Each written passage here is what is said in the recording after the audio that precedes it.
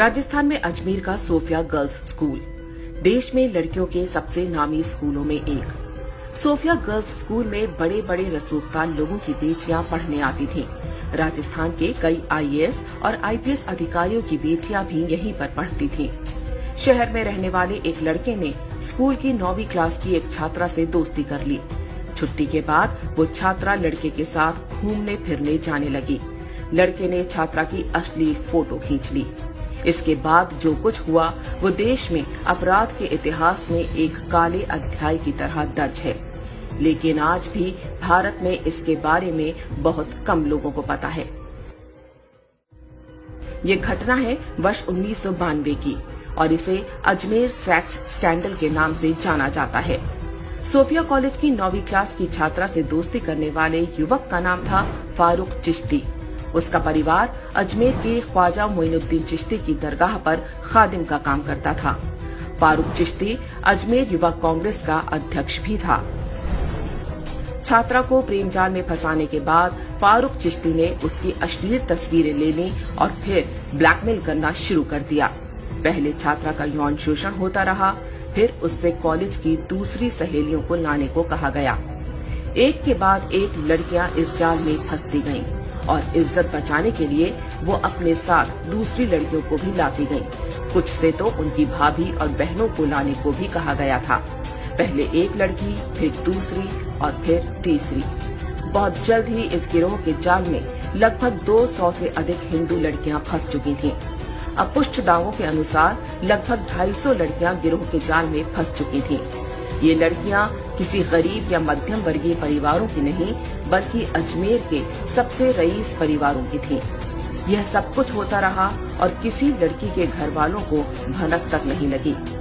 यह मात्र संयोग नहीं था कि सिर्फ हिंदू लड़कियों को ही निशाना बनाया गया, मुस्लिम लड़कियों को छुआ तक नहीं गया। जिन लड़कियों से बलात्कार हुआ उनमें से अधिकांश 10वीं और 12वीं क्लास में पढ़ती थीं। मास्टरमाइंड फारूक चिश्ती अकेला नहीं था, उसके साथ अजमेर शरीफ दरगाह से जुड़ा एक पूरा गिरोह सक्रिय था। उसके मुख्य सहयोगी थे नफीस चिश्ती और अनवर चिश्ती। ये दोनों भी युवा कांग्रेस के नेता थे। बहुत संगठित ढंग से उनका गिरोह अपना काम करता रहा। मजहबी और कांग्रेसी संरक्षण मिला हुआ था, इसलिए डरने की वैसे भी कोई बात नहीं थी। अजमेर के ही एक फार्म हाउस पर यह काम बड़े आराम के साथ चलता रहा। लड़कियों को लेने गाड़ी जाती थी और बाद में उन्हें घर तक भी गाड़ी से छोड़ा जाता था। बलात्कार के समय उनकी फोटो खींच ली जाती थी ताकि वो किसी के आगे मुंह खोलने की हिम्मत ना करें।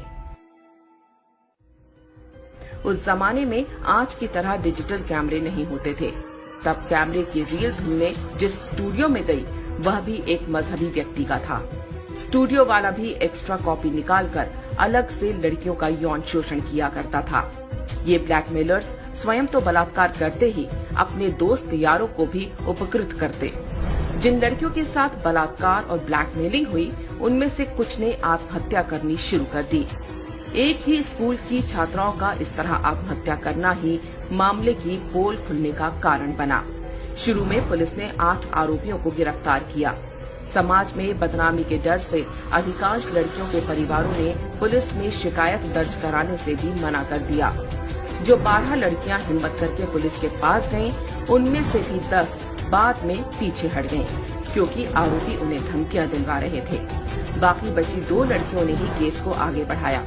उन्होंने अकेले 16 आरोपियों की पहचान की।